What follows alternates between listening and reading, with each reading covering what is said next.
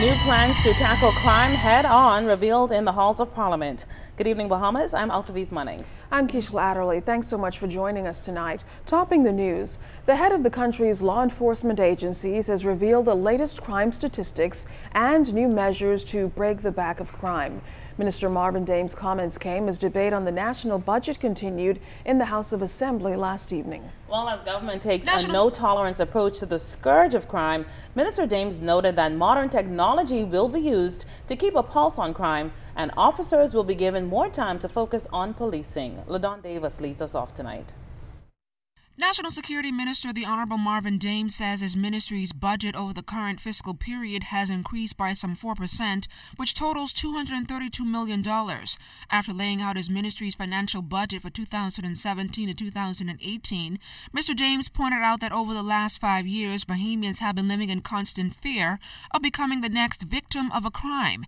And while revealing some shocking crime statistics so far this year, Dames reassured Bahamians that the government is committed to taking a zero-tolerance approach to crime. There are 66 murders for this year, an increase of 22% compared to the same time last year.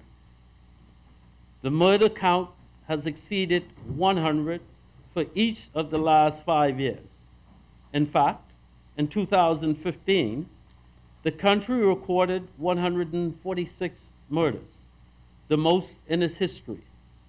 We also noticed an inverse relationship between the murder rate and the detection rates. In other words, as murder rates have been increasing, detection rates have been decreasing. While the former administration touted a 26% reduction in crime in 2016, right-minded Bahamians have long concluded that the current crime levels are far too high. In fact, 160 firearms and 4,154 rounds of ammunition have already been seized thus far for this year. While we commend the efforts of our law enforcement officers, criminals still do not find it difficult to get their hands on guns and commit more crimes with them. Recently, the National Security Minister held candid discussions with the Commissioner of Police and his senior crime team to review short-term strategies to address the vexing crime problem in this country. I was informed that with immediate effect, the Royal Bahamas Police Force will introduce a strategy-driven patrol initiative where it will utilize existing and new technology to identify crime trends and shifting patterns on a sustained basis to direct its patrols.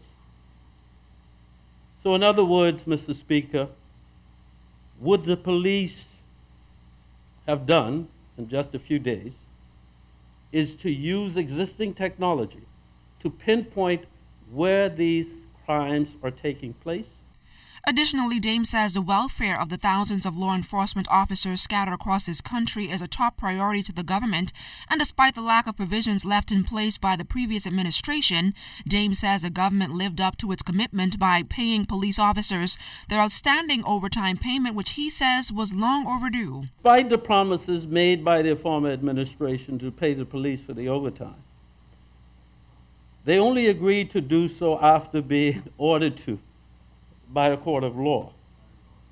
To add insult to injury, during a PLP rally in the R.M. Bailey Park on April 27, 2017, 6 days before the police voted in the advance poll, the former Prime Minister publicly announced that they would pay police on May 29th, some 2 years after the court ruled that the payments be made.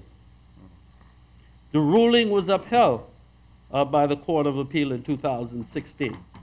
The National Security Minister says the government will undertake a comprehensive manpower audit to determine the most effective establishment of the force and will see to it that law enforcement officers are performing law enforcement duties. LaDon Davis, ZNS Network News.